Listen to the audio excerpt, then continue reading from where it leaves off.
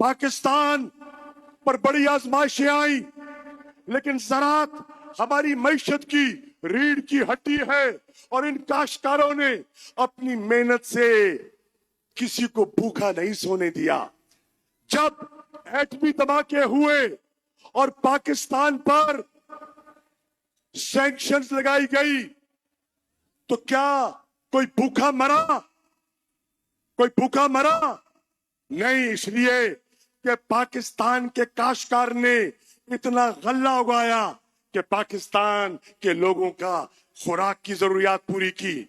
17 साल दहशतगर्दी की जंग रही, किसी को खाली पेट नहीं सोया, क्योंकि पाकिस्तान का किसान, मुल्तान का किसान मेहनत कर रहा था और मेहनत करके पैसा कमाकर और गल्ला उगाकर पाकिस्तान की जरूरियात पूरी कर रहा था। आज इस हुकूमत की नाकिस पॉलिसीज की वजह से ज़राई मदाखिल इतने महंगे हो गए हैं कि आज पाकिस्तान की जो फूड सिक्योरिटी है वो इन्होंने दांव पर लगा दी है। आज खाद, अद्वियात, डीजल, बिजली, ट्यूबवेल के बिल इतने कर दिए, लूमों के बिल इतने कर दिए कि आज ये इनका गुजारा मुमकिन नहीं।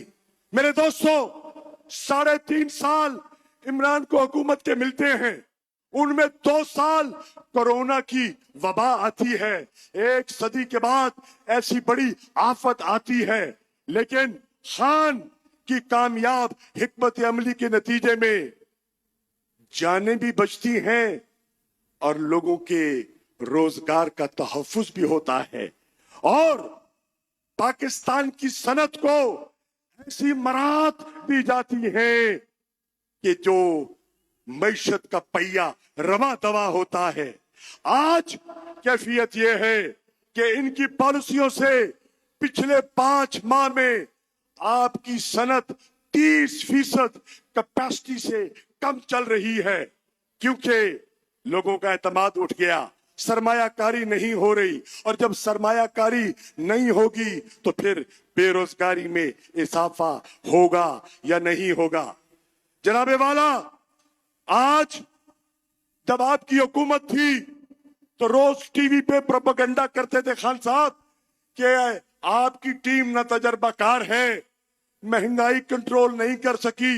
मैं आज मुल्तान के इस बाशऊर पिंडाल से पूछता हूं, ईमानदारी से दिल पे हाथ रखकर, अल्लाह को गवाह बनाकर बताओ, इन 5 महीनों में जब से पीपल्स पार्टी और नून की मुश्तरका हुकूमत आई है, महंगाई कम हुई है या बढ़ गई है? नहीं, खान को बताओ, ये हम पे इल्जाम लगाते थे, बताओ महंगाई कम हुई है या बढ़ गई है? बिजली का रेट कम हुआ या बढ़ गया? डीजल का रेट कम हुआ या बढ़ गया? पेट्रोल का रेट कम हुआ या बढ़ गया? प्याज, टमाटर, सब्जी, गोश्त की कीमत कम हुई या बढ़ गई? तो बताओ, नाकाम ये है या हम थे? ये नाकाम भी हैं और बदनाम भी हैं, और जो फ्लड वालों का हार न छोड़े वो बदनाम भी हैं और उनकी पॉलिसियां नाकाम भी हैं। आज पीपल्स पार्टी और गिलानी बन गई है करप्शन की निशानी, और मुल्तान के लोग जानते हैं ये यूसुफ रजा गिलानी की हैसियत क्या थी और वजारत उज़्मा में इसने क्या कुछ कमाया। खत्म, अपनी बात खत्म कर रहा हूं। मैं इन 157 और मुल्तान के लोगों से पूछने आया हूं कि अगर पाकिस्तान को इस माशी दलदल से निकालना है तो फिर किसको वोट देना है? किस पर वोट देना है? किस पर एतमाद करना है? 2/3 अक्सरियत इमरान खान को दिलवाओगे? जब 2/3 अक्सरियत बनेगी तो फिर बनेगी मदीना की रियासत और उसकी अखलाकियात मुतारिफ करवाई जाएगी। जब 2/3 अक्सरियत बनेगी तो तब जनूबी पंजाब को सूबे की शक्ल मिलेगी। तो आओ फैसला कर ले कि इस महंगाई में पिसे हुए पाकिस्तान, इस कर्जों में जकड़े हुए पाकिस्तान को कौन निकाल सकता है, कौन बचा सकता है। मैं आज तुमसे पूछना चाहता हूं, मैं पूछने आया हूं। खान को बता दो, मुल्तान वालों बता दो, तुम्हारा जवाब बता देगा। कौन बचाएगा पाकिस्तान? कौन बचाएगा पाकिस्तान? और अगर इमरान खान ने पाकिस्तान बचाना है तो फिर पीटीआई ने आना है। तो फिर पूछ लूं, आई आई आई आई आई आई। शुक्रिया। पाकिस्तान जिंदाबाद, इमरान खान पाइंदाबाद। बहुत शुक्रिया। आपसे कुछ ही देर के बाद कप्तान का खिताब। तैयार हो मुल्तान? वो मेरा पेपर शाह साहब सुना। तैयार हो मुल्तान? नाराए तकबीर, नाराए रिसालत, नाराए हैदरी, नाराए हैदरी। अल्लाह की रजा से कौन बचाएगा पाकिस्तान? अल्लाह की रजा से कौन बचाएगा पाकिस्तान?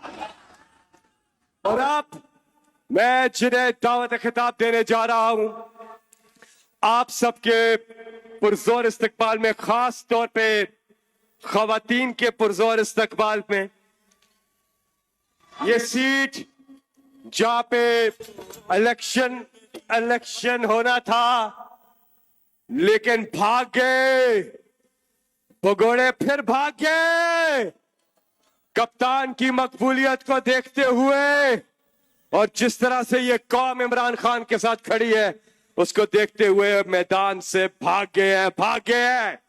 लेकिन कभी तो काबू आएंगे दोबारा। NA 157 यहां से खान के नजरिए के लिए और उसके दिफा के लिए जैन कुरैशी ने यह नशिस्त छोड़कर, कौमी असेंबली की नशिस्त छोड़ के नीचे सूबाई असेंबली में लोटे को शिकस्त देने के लिए इस्तीफा दिया और उस लोटे को फिर शिकस्त दी। और अब यहां पे इन लुटेरों से मुकाबला है। पीटीआई में आप 2011 से है, 11 साल से वर्कर पीटीआई की आप सबके पुरजोर इस्तकबाल में तशरीफ लाती है मेहरबानो कुरैशी।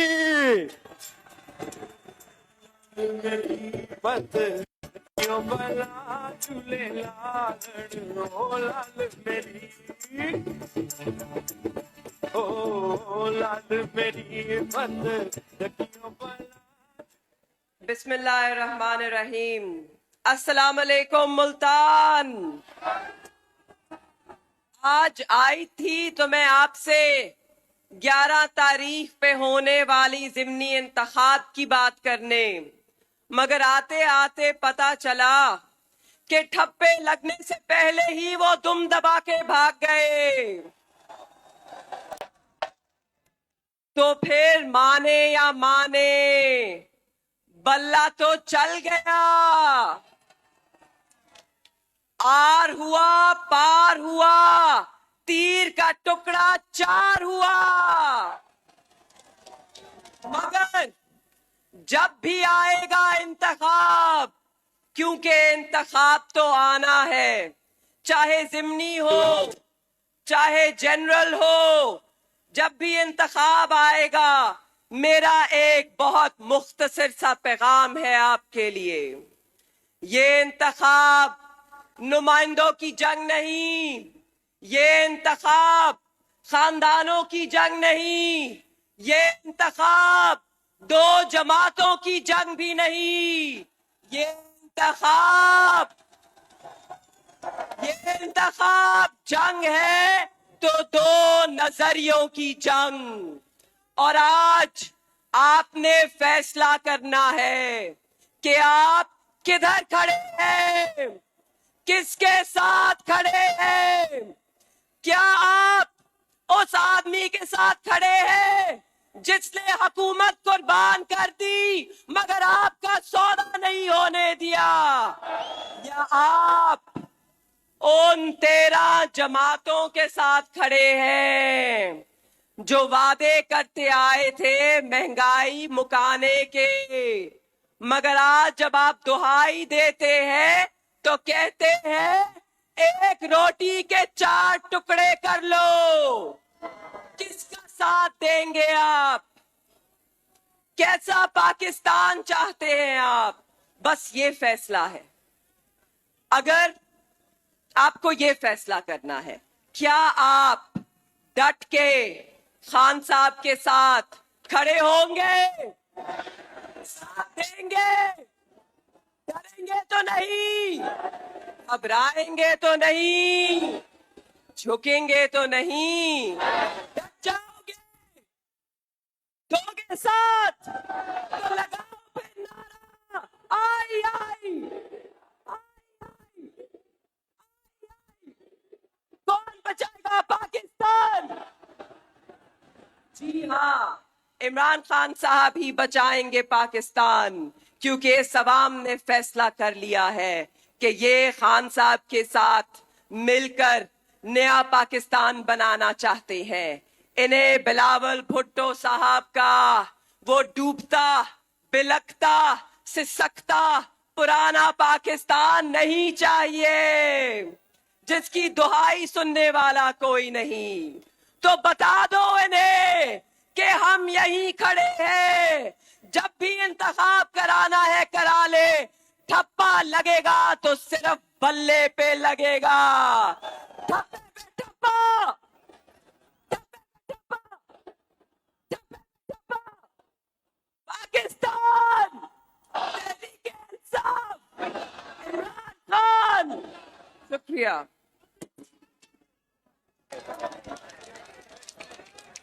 बहुत बहुत शुक्रिया मेहरबान कुरैशी।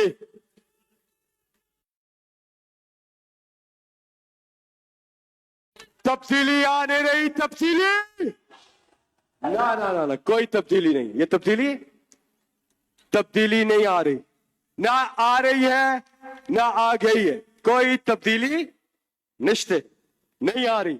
अब इनकलाब आ रहा है माशाल्लाह। मुल्तान जहां जहां आवाज जा रही है, कप्तान के खिताब में 5 मिनट है। जहां जहां आवाज जा रही है मोबाइल फोन निकाले और उसकी लाइट्स ऑन करें। पीछे तक एक साथ मिलके, पीछे तक।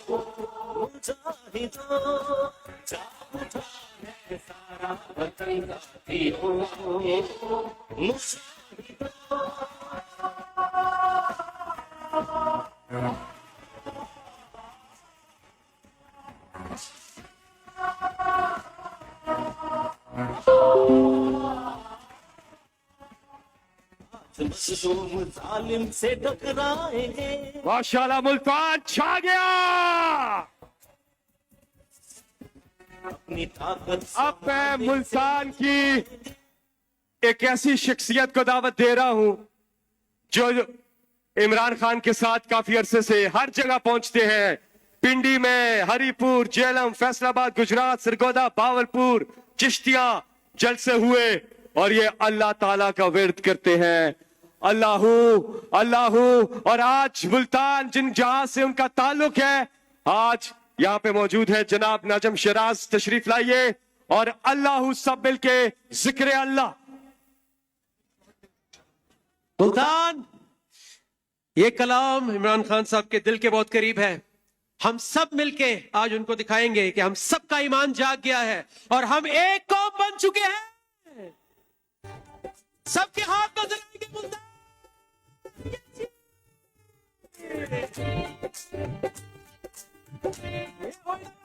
पीछे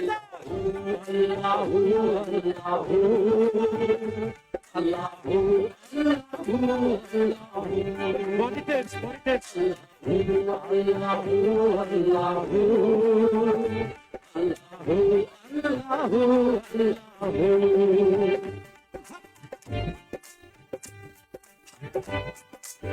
रह न जाए जो आज साथ यहाँ क्यों खामोशी है?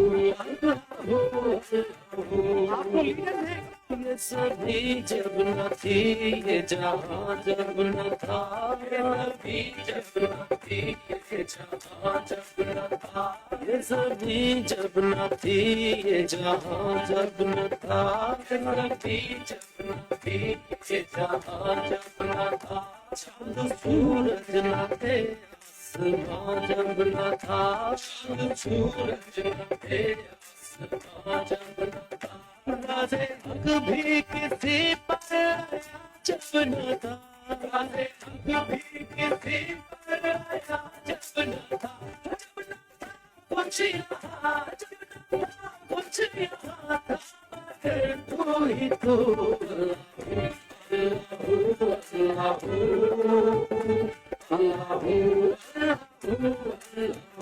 क्या बात है?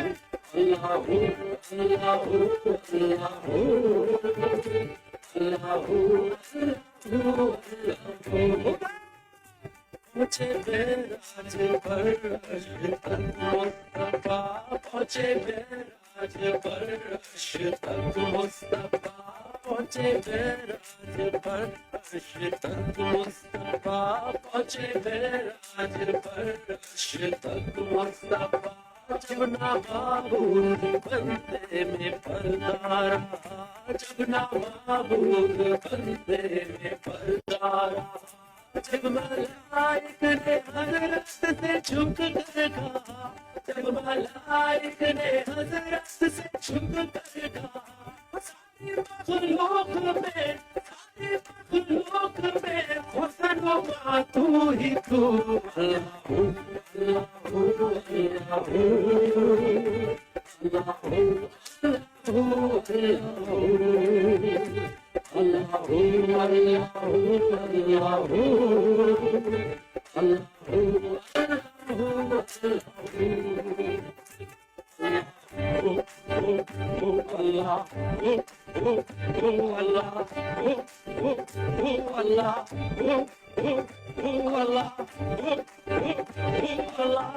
सब मिलकर साथ देंगे। इमरान खान के साथ ऊपर अल्लाह है, नीचे आसमान है।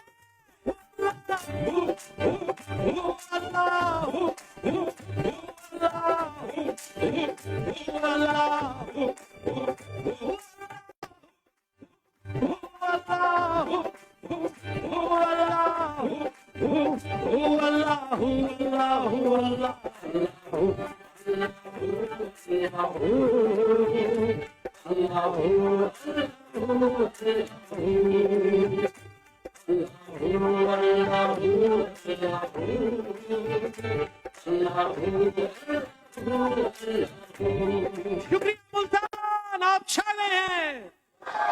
बहुत शुक्रिया नजम शिराज। अच्छा जी, मुल्तान तालियों की गूंज में बताइए क्या इमरान खान से आप कितना प्यार करते हैं? पीछे तक ये साउंड खोलिएगा, साउंड पूरा इधर भी दीजिए। इंतजार की घड़ियां आप खत्म होने वाली हैं, थोड़ी देर साउंड दीजिएगा, जल्दी जल्दी साउंड। अच्छा मुल्तान, मेरे साथ मिलके इस्तकबाल करना है उस लीडर का जिन्होंने पूरी कौम को यकजा किया और पूरी कौम को जगा दिया और पाकिस्तानी कौम में वो खुददारी, वो खुदी को बेदार किया, जिसकी बात अल्लामा इकबाल करते हैं कि दियारे इश्क में अपना मकाम पैदा कर, नया जमाना ने सुबह शाम पैदा कर। मेरा तरीक अमीरी नहीं फकीरी है, मेरा तरीक अमीरी नहीं फकीरी है, खुदी ना बेच गरीबी में नाम पैदा कर। ये लीडर पाकिस्तान की आन, मुल्तान की आन, मुल्तान की शान, पाकिस्तान की जान है आप, पाकिस्तान की पहचान है आप। पूरी दुनिया में पाकिस्तान की पहचान, इंपोर्टेड हुकूमत के लिए तूफान इमरान खान।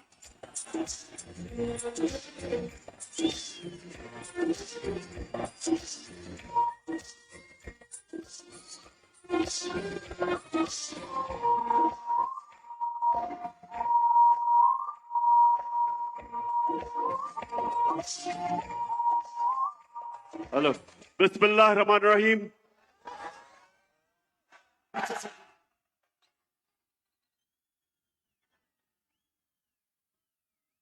बिस्मिल्लाह रहमान रहीम। इय्याका नअबुदु व इय्याका नस्तईन। मुल्तान, ये मैं 3 महीने में ये मेरा तीसरा मुल्तान में जलसा है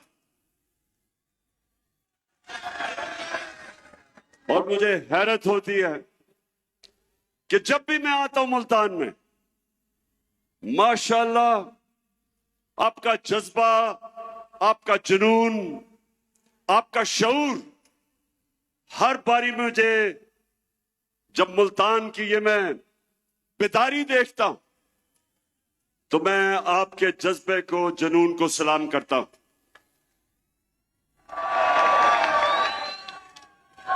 अब मुल्तान, आज मैंने आपसे कई बातें करनी है, लेकिन सबसे पहले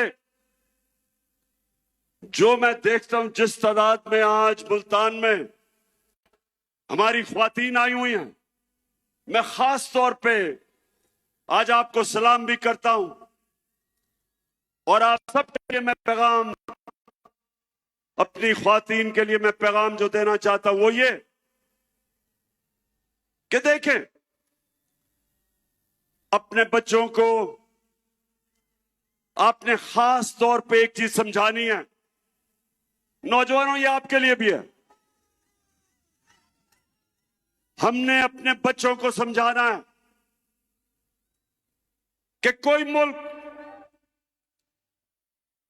मुल्क अजमत पे नहीं जा सकता,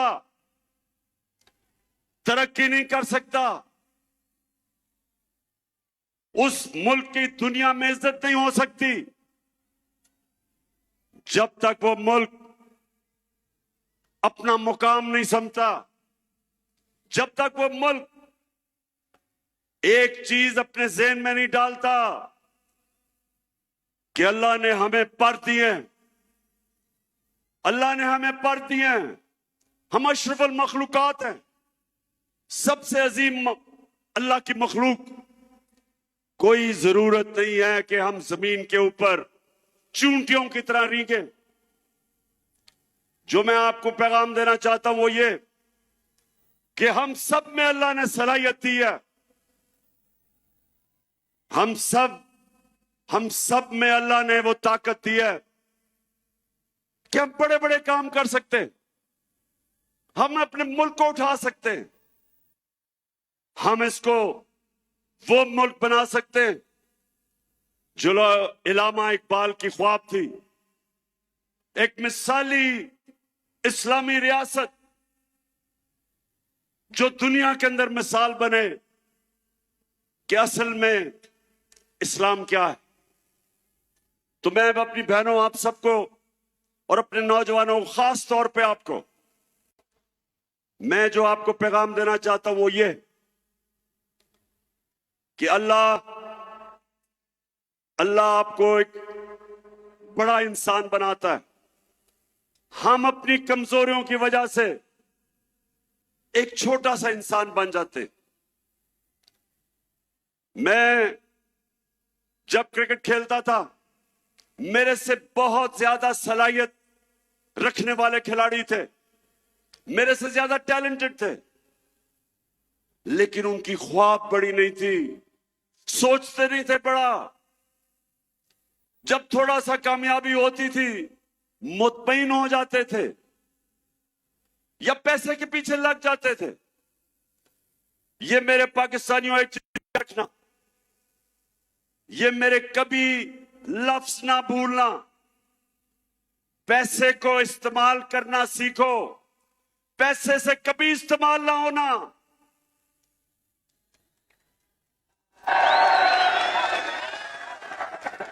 पैसे के बुत की कभी पूजा ना करना। हजरत मूसा जब वो 40 दिन के लिए गए तो पीछे उनकी कौम, जो कुरान शरीफ में आता है कि सोने की गाय की पूजा कर दी, मतलब कि पैसे की पूजा शुरू हो गए। तो ये याद रखें कि ये जो मेहरबानों का मुखालिफ है वो भी पैसे के बुत की पूजा करता है, वो भी पैसे को बड़ा समझता है जिस तरह उसका लीडर आसिफ जरदारी समझता है। कभी भी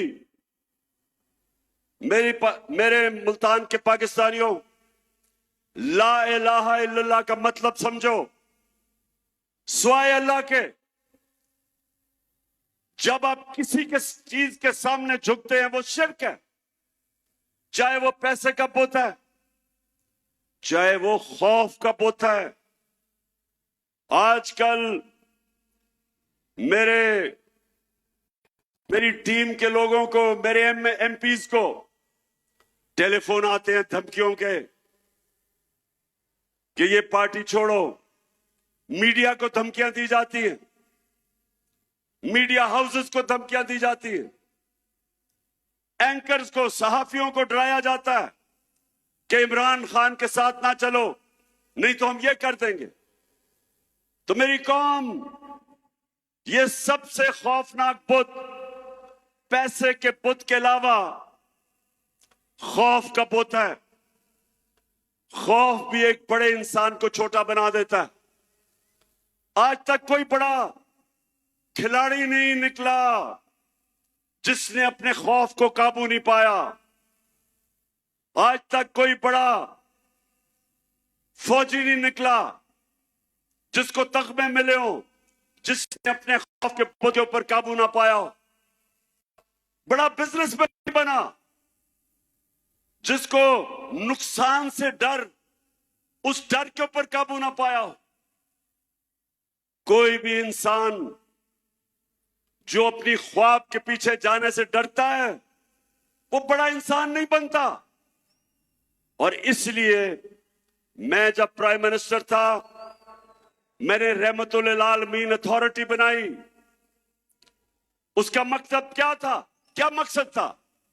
उसका मकसद यह था कि मेरे बच्चों को, इस मुल्क के नौजवानों को पता चले कि आज से तकरीबन 1500 साल पहले जब मेरे नबी सल्लल्लाहु अलैहि वसल्लम ने दुनिया की तारीख का सबसे बड़ा इनकलाब लेके आए थे, वो कैसे उन लोगों को जिनकी कोई हैसियत नहीं थी, कैसे उन्होंने तो उनको दुनिया की इमामत करवा दी। ये तारीख का हिस्सा है कि वो अरब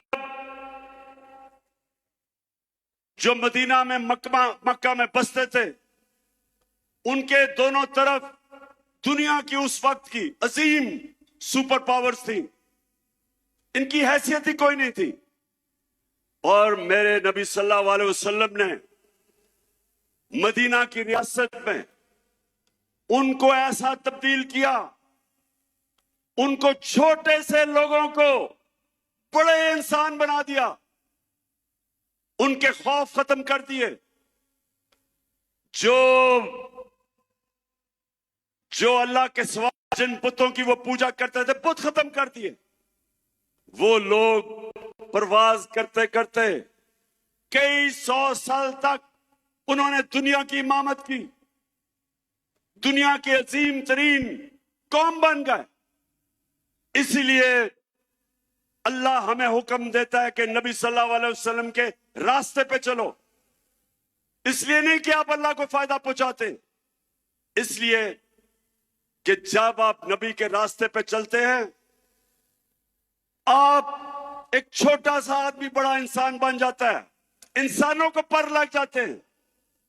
तो मेरी सबसे बड़ी कोशिश है कि मेरी अपनी कौम को किसी तरह अपने नबी की सुन्नत पे चलाऊं, ताकि मेरी कौम भी एक अजीम कौम बने।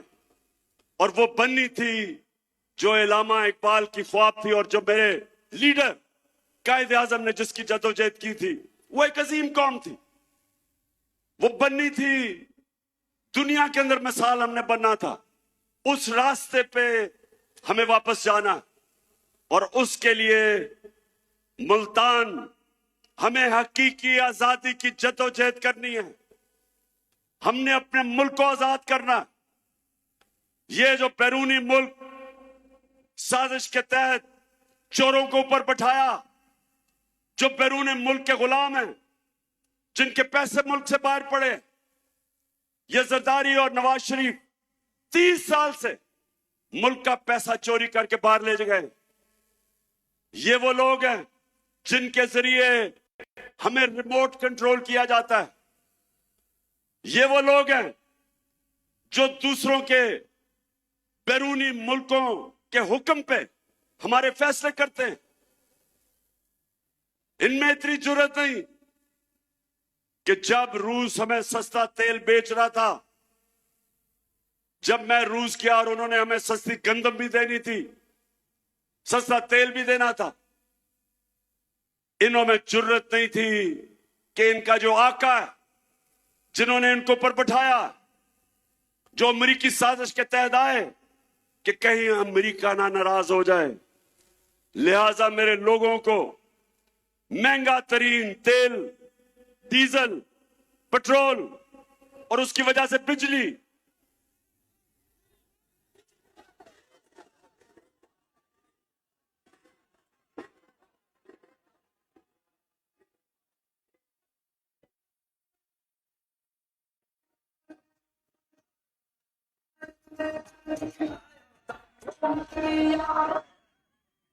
तो मुल्तान हमारी कोशिश है कि हम अपने मुल्क को आजाद करें। सबसे पहले मुल्क के फैसले पाकिस्तान में हो। हम अपने मुल्क को अपने पैर पे खड़ा करें। हमें कभी किसी और मुल्क के सामने हाथ ना फैलाने पड़े कि जब एक कौम किसी और मुल्क के सामने हाथ फैलाती है, उसकी इज्जत नहीं होती। हरे पासपोर्ट की इज्जत नहीं होगी जब तक हम अपने पैर पे ना खड़ा हो। और मैंने एक पूरा प्रोग्राम बनाया है, क्योंकि जिधर इन्होंने मुल्क पहुंचा दिया, जिस तरह के पाकिस्तान को इन्होंने 2 महीने में जो कर्जे लिए हैं, जिस तरह कर्जों की दलदल में भी गिर रहे हैं, हमारी माइशत भी नीचे जा रही है, हमारी इंडस्ट्री भी नीचे जा रही है। हमारे किसानों के लिए जो भी शाह महमूद कुरैशी ने बताया कि कितने बुरे हालात हमारे आज किसानों के हैं। ट्यूबवेल में डीजल, उसकी कीमत ऊपर, बिजली वो दुगनी से भी ज्यादा। तो जो किसान के पास पैसे, उसके खर्चे इतने चले गए हैं कि वो अपनी जमीन के ऊपर पैसा नहीं लगा सकता। इंडस्ट्री जब बंद हो गई, बेरोजगारी बढ़ रही है। जो हमने दुनिया को एक्सपोर्ट्स करके अपनी दौलत में इजाफा कर रहे थे, याद रखें हमारे 3.5 साल में पाकिस्तान की सबसे ज्यादा रिकॉर्ड एक्सपोर्ट्स हमारे जमाने में थी। सबसे ज्यादा बैरून मुल्क ने पैसा पाकिस्तान में हमारे जमाने में भेजा। सबसे ज्यादा टैक्स इकट्ठा किया हमने किया। हमारे जमाने में 4 जो बड़ी बड़ी फसलें थी, तारीखी उनकी पैदावार थी। किसान के पास तारीखी पैसा क्या, किसान के पास जो उसकी आमदनी थी, कभी किसान को इतना पैसा नहीं मिला जो हमारे आखिरी 2 साल में मिला। और उसके अलावा हम हेल्थ कार्ड लेके आए कि इसके IMF के प्रोग्राम में होते हुए हमने अपने फैसला किया कि हर खानदान को 10 लाख रुपए की हेल्थ इंश्योरेंस किसी भी अस्पताल में जाके अपना इलाज करवा सकते थे। और ये एहसास प्रोग्राम, हेल्थ कार्ड फिर कामयाब पाकिस्तान में सूद के बगैर कर्जे, निचले तबकों को हमने पूरा प्रोग्राम था कि घर बनाने के लिए सूद के बगैर कर्जे, और ये तब जबकि हम भी IMF के प्रोग्राम में थे। तो मैं आज ये कहना चाहता हूं कि वो जो मुल्क ऊपर जा रहा था, एक साजिश के तहत उन्होंने हमारी गवर्नमेंट कराई, और जब से ये हुकूमत आई है, कीमतें आसमानों पे, माइशत जमीन पे। और मैं आज आपके पास इसलिए आया हूं कि एक तो हमने इनसे अपने आप को आजाद करना। अब सबने मेरे से वादा करना है कि इन इलेक्शनों के अंदर आपने सबने इसको अपना इलेक्शन समझना है। अपने बच्चों के, अपने आने वाली नस्लों के लिए आपने इन सबको शिकस्त देनी है। मुल्तान, आप तैयार हो? बताइए मुझे। तबाह कर क्यों लगे ये गोलियां, क्या हम बिकाऊ माल है। जाग गई है कौम, अब लोग बाकमाल है। हुक्मरानी गैर की एब्सोल्यूट नॉट, खुशहाली कुछ देर की एब्सोल्यूट नॉट। जो भी हमसे टकराए उसको जान ले। अच्छा मुल्तान, मैं जरा आज आप सबको तफसील में तो बताना चाहता था कि सारा दिन मैंने आज अदालत में गुजारा है, लेकिन क्योंकि अभी केस चल रहा है इसलिए उस केस पे तो मैं बात नहीं करूंगा। लेकिन मैं अपने सारे पाकिस्तानियों को आज बताना चाहता हूं कि ये मेरा नजरिया है, ये मेरा ईमान है कि जब तक इस मुल्क में कानून की बालादस्ती यानी कि इंसाफ नहीं होगा, ये मुल्क तरक्की नहीं कर सकता। जब तक इस मुल्क में हमारी अदालतें आजाद और मजबूत नहीं होंगी, जब तक वो इंसाफ नहीं देंगी, पाकिस्तान छोड़े कोई मुल्क तरक्की नहीं कर सकता। सारी दुनिया में अपनी उम्र में फिरा हूं, सारी दुनिया तकरीबन देख ली मैंने। एक नतीजे पे मैं आया मुल्तान के खुशहाल मुल्क और उस मुल्क जिधर गुर्बत होती है, सिर्फ एक फर्क होता है, खुशहाल मुल्कों के अंदर इंसाफ होता है और गरीब मुल्कों के अंदर जुल्म का निजाम होता है, जिसके मुतालिक हजरत अली रजी अल्लाह ताला ने कहा था कि कुफर का निजाम चल जाएगा, जुल्म का निजाम नहीं चल सकता, नाइंसाफी का निजाम नहीं चल सकता। हमारा सबसे बड़ा मसला कि ताकतवर के लिए एक कानून, कमजोर के लिए दूसरा। मैंने 26 साल पहले से अपनी कौम को उनकी तरबियत करने की कोशिश की इंसाफ के अंदर, क्योंकि मैंने बरतानिया में जो निजाम देखा उसकी सबसे बड़ी कामयाबी की वजह यह कि वहां इंसाफ कोई कानून के ऊपर नहीं, ताकतवर के लिए भी वो कानून, कमजोर के लिए भी वो। हमारा मुल्क का अलमिया क्या है? मुझे अभी भी मशवरे दिए जाते हैं कि इमरान खान तुम ऑपोजिशन को साथ मिला के चलो। जब मैं हुकूमत में था, अब कहते हैं कि हुकूमत असेंबली में चले जाओ, इनके साथ इकट्ठे बैठ के मामले तय करो। पाकिस्तानियों, मेरी एक बात सुन ले आप। मेरे नबी सल्लल्लाहु अलैहि वसल्लम ने जब फतह मक्का की तो उन्होंने सब काफिरों को माफ कर दिया, सबको माफ कर दिया। लेकिन जब उनके पास एक दरखास्त आई, उन्होंने कहा, उनके पास आई कि जी कुरैश की लड़की ने चोरी की है, कुरैश की लड़की है, उनको सिफारिश आई कि उसको माफ कर दो। आगे से उन्होंने जवाब दिया, जो सबसे रहमदिल इंसान, रहमतुल आलमीन, दुनिया के लिए रहमत बन के आए थे, उन्होंने कहा, मुल्तान कि मेरी अगर बेटी भी चोरी करे उसको भी मैं नहीं छोड़ूंगा, उसको भी सजा मिलेगी। यानी कानून के ऊपर कोई नहीं, मेरी बेटी भी नहीं है। तो यहां जब से मैं 26 साल में पॉलिटिक्स आया हूं, ये दो खानदान जो 30 साल से मुल्क को लूट रहे हैं, 30 साल से बारियां ले रहे हैं, हमेशा मुझे यह कहा जाता है कि इमरान खान आप ये क्या सियासत, क्या इनसे मुफाहमत करें, इनसे बैठ के बात करें।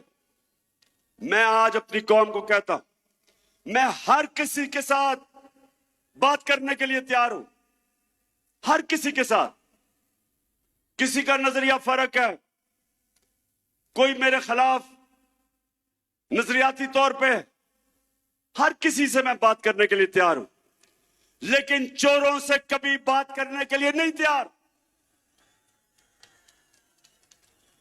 जिस वक्त एक माशरा चोरी को बुरा नहीं समझता, वो कौम अपनी कब्र खोद देती है। जब आप ये कहते हैं कि फलाने ने इतनी करप्शन की, और वो जब जाता है न्याय की अदालत में तो उसके ऊपर फूल फेंकते हो। जब एक माशरा बुराई को बुरा नहीं समझता, अपनी तबाही का दरवाजा खोल देता है। इसलिए अल्लाह ने कुरान में हुक्म दिया है, अमर बिल मारूफ, अच्छाई के साथ खड़े हो, बुराई के खिलाफ खड़े हो। हुक्म दिया कौम को हुक्म दिया है कि अगर तुमने अपनी बेहतरी का सोचना है तो बुराई के खिलाफ जिहाद करो। कहीं कुरान में नहीं लिखा कि बदी के साथ मुफाहमत करो। और मैं अपनी ख्वातीन को भी ये कहना चाहता हूं कि अपने बच्चों को ये जो हुक्म है अल्लाह का, अमर बिल मारूफ, अच्छाई की तरबियत करें, अच्छाई और बुराई में फर्क बताएं। क्योंकि जो मगरिब में मैंने माशरे देखे वो वाकई अमर बिल मारूफ पे चलते, वो माशरे जिनको हम काफिर कहते, वो माशरे अमर बिल मारूफ पे चलते, और हम अपने आप को मुसलमान कहते। और हम तमाशा क्या देखते कि छोटे चोर जेलों में और बड़े बड़े डाकू, कोई वजीर आजम बन जाता है, कोई वजीर बन जाता है, कोई असेंबलियों में चला जाता है।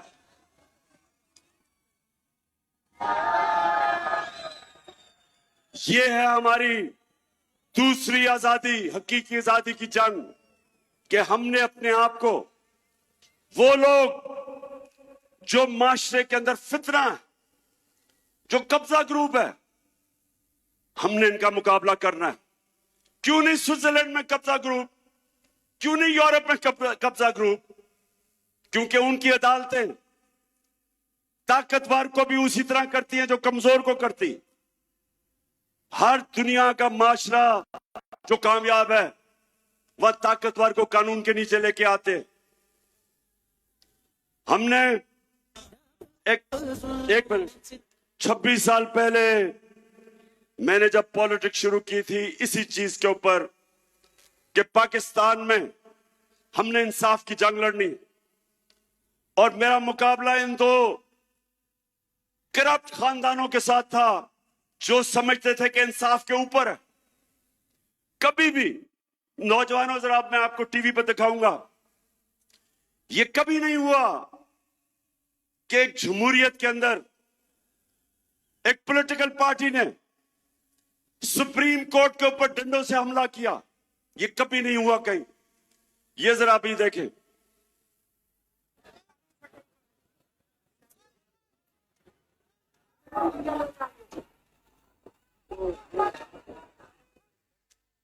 ये सुप्रीम कोर्ट के बाहर खड़े हैं। ये 1997 की बात है। पुलिस ने रास्ता दिया इनको, नवाज शरीफ की हुकूमत थी। ये जरा देखें, सुप्रीम कोर्ट में पुलिस से इनको नून लीग के गुंडों को जाने दिया, क्योंकि वो नवाज शरीफ के खिलाफ फैसला करने लगा था जस्टिस सजाद अली शाह। और ये देखें कि पुलिस तमाशा देख रही है और डंडे लेके 1997 में ये देखें सुप्रीम कोर्ट के अंदर घुस गए, दीवारें टाप के सुप्रीम कोर्ट के अंदर जा रहे हैं। ये मैं आपको ऐसे कमेंट्री दे रहा हूं जैसे क्रिकेट मैच की कमेंट्री हो रही हो। अब ये देखें,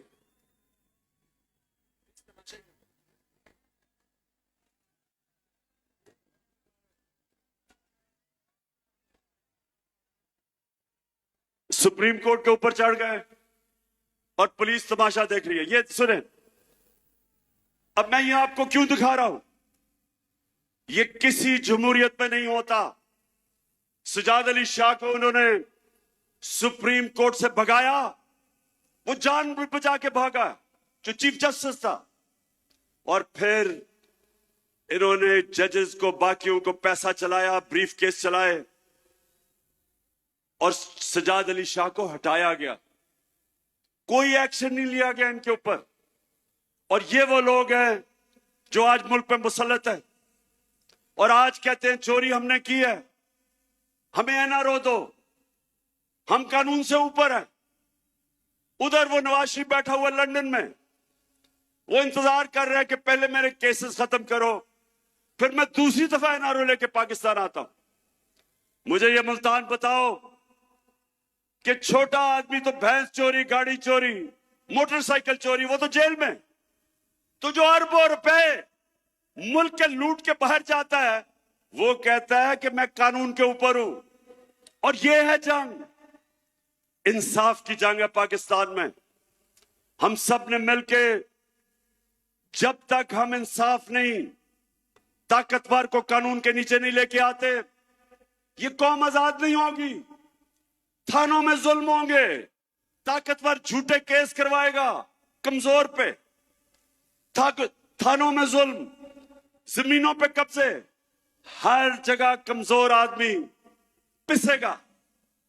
आज जो बैरून मुल्क पाकिस्तानी है, मुल्तान ये सुन लो, मेरे पाकिस्तानी भी सुन रहे होंगे, आज ये याद रखें कि जो दल दल में हमें इन्होंने फंसा दिया है 4 महीने में, इससे अब सिर्फ एक तरह हम निकलेंगे। बैरून मुल्क जिनसे हम इमदाद मांगते हैं, वो अब नहीं देंगे। वो अगर देंगे भी तो वो हमारी आजादी छीनेंगे। इसलिए एक ही तरीका है, 1 करोड़ पाकिस्तानी बाहर बैठा है, ये हमारा सबसे बड़ा असास है। और इसको जिस दिन इनमें से 1 करोड़ में से 5 लाख ने भी पाकिस्तान में सरमायाकारी कर दी, अरबों डॉलर मुल्क में आ जाएगा। ये हैं जो लोग हमें आजाद करेंगे बैरूनी मुल्क के कर्जों से। लेकिन वो कभी नहीं आएंगे, वो कभी पाकिस्तान में सरमायाकारी नहीं करेंगे जब तक हमारा इंसाफ का निजाम ठीक नहीं होता, कॉन्ट्रैक्ट एनफोर्समेंट नहीं होती, जब तक उनको ये एतमाद ना हो कि जब वो सरमायाकारी करेंगे उनसे फ्रॉड नहीं होंगे। वो इसलिए दुबई चले जाते, वो मलेशिया चले जाते, लेकिन पाकिस्तान में सरमायाकारी नहीं करते। तो जो मेरा इंशाअल्लाह अल्लाह ने आगे बारी दी, तो मैं आज सबसे पहले अपने बैरून मुल्क पाकिस्तानियों के लिए आसानी पैदा करूंगा कि पाकिस्तान में सरमायाकारी करें, और उसके लिए अपना इंसाफ का निजाम इसको बेहतर करेंगे। और उसकी वजह से इंशाअल्लाह ये आप देखते रहेंगे कि बजाय किसी के सामने हाथ फैलाए, हम पाकिस्तान को उठा देंगे और इंशाअल्लाह वो मुल्क बनेगा जो इसको बनना चाहिए था 75 साल पहले। आखिर में मुल्तान, मुझे ये बताओ कि ये जो भाग गए हैं मैच खेलने से, ये जो भगौड़े हो गए हैं,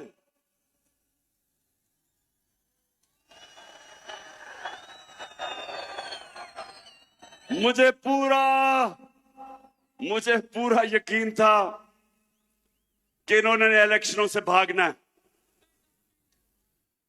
बिल्कुल ठीक कह रहे हैं कि मुझे पता था कि इनकी कांपे टांगनी शुरू हो गई है। मुझे अंदाजा हो गया था कि ये जो जलसे देख रहे हैं, ये जो पब्लिक को देख रहे हैं, जिस तादाद में पब्लिक निकल रही है, गर्मी में, गर्मी हो बारिश हो, पब्लिक निकल रही है, इनको पता है कि कौम किस तरफ खड़ी हो गई है। जाके डर रहे हैं। जो 17 जुलाई को पंजाब के 20 बाई इलेक्शन हुए, पूरी धांधली के बावजूद, धांधली की, इतना इलेक्शन कमीशन कभी पाकिस्तान में मैंने ऐसा नहीं देखा जो मुकम्मल तौर पे इनके साथ मिलकर धांधली करता है। उसने भी धांधली की, इंतजामिया भी इनके साथ, मिस्टर एक्स ने भी मदद की। सबके बावजूद इनका सफाया हो गया। 2 इलेक्शन धांधली का इन्होंने जीते हैं, के बावजूद सफाया हो गया। तो आप डर रहे हैं, मुल्तान इनको खौफ आ गया है, डर रहे हैं। अब इनको ये खौफ है कि ये अगर इलेक्शन हो जाता है इतवार को, तो 3 और सीटें गिर जानी थी इनकी, 3 और विकेटें गिर जानी थी। और उसके बाद 25 सितंबर को, आपको पता है मैं 9 हलकों में खड़ा हूं, और मेरा चैलेंज है कि इंशाल्लाह जब भी वो 9 हलकों में इलेक्शन होगा, 9-0 रिजल्ट आएगा, धांधली के बावजूद। ये ऐसे ही है। जब आपको पता पुराने जमाने में क्या होता था, जब मैं क्रिकेट खेलता था तो अपने अपने अंपायर होते थे। हम जब हिंदुस्तान मैच खेलने जाते थे, उनके अपने अंपायर होते थे। वो जब पाकिस्तान खेलने आते थे, हमारे अंपायर थे। वो पाकिस्तान में नहीं जीत सकते थे। जिधर हमारी टीम को मुश्किल पड़ती थी, अंपायर मदद करने के लिए आ जाते थे। उधर जब जाते थे तो उधर जब हम मैच जीतने लगते थे, उनके अंपायर मदद करने के लिए आ जाते थे। तो वाहिद कप्तान था, हिंदुस्तान गया, उनके अंपायर थे। उनके अंपायरों के बावजूद आपका कप्तान जीत के आया।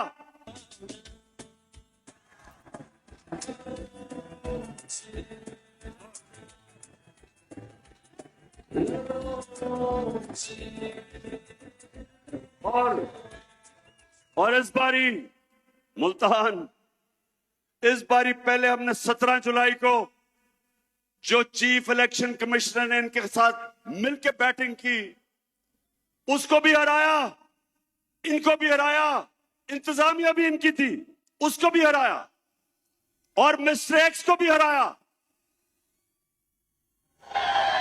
और इंशाल्लाह अब भी जब भी इलेक्शन होंगे, मेरा सबको चैलेंज है कि तुम जो मर्जी कर लो, पाकिस्तानी कौम फैसला कर बैठी है।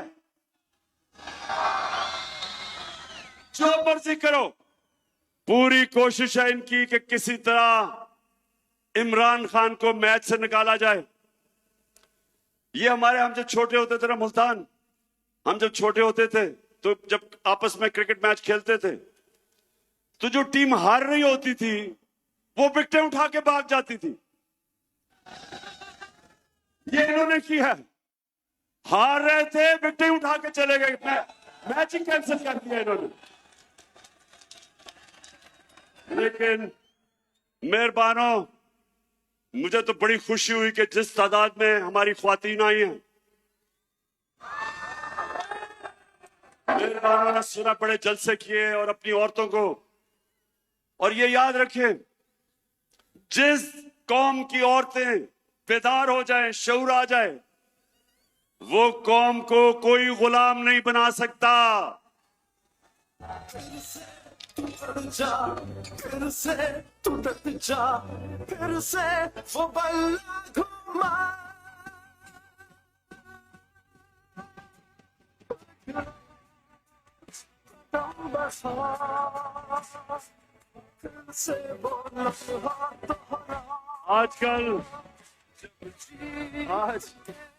आजकल हालात ऐसे हैं, मुल्तान आजकल हालात ऐसे हैं कि वालिद जनाब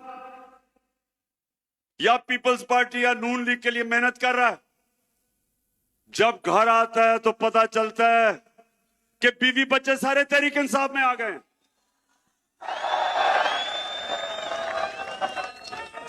यानी कि ऐसे लग रहा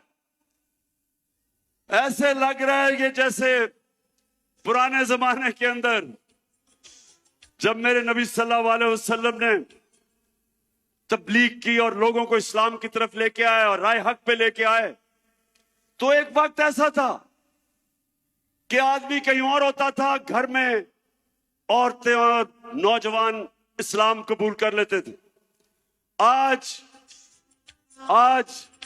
माशाअल्लाह कौम ऐसी बेदारी आई है और शऊर आया है कि वो ये दो जमातों को 30 साल से देख रही थी, और आज ऐसी बेदारी है कि जो भी आज कोशिश करें, औरतें, बच्चे, नौजवान, बल्कि बूढ़े भी आप फैसला कर बैठे हैं कि इन दो जमातों के साथ नहीं चलना, जिन्होंने सारी जिंदगी इनको सपोर्ट की थी।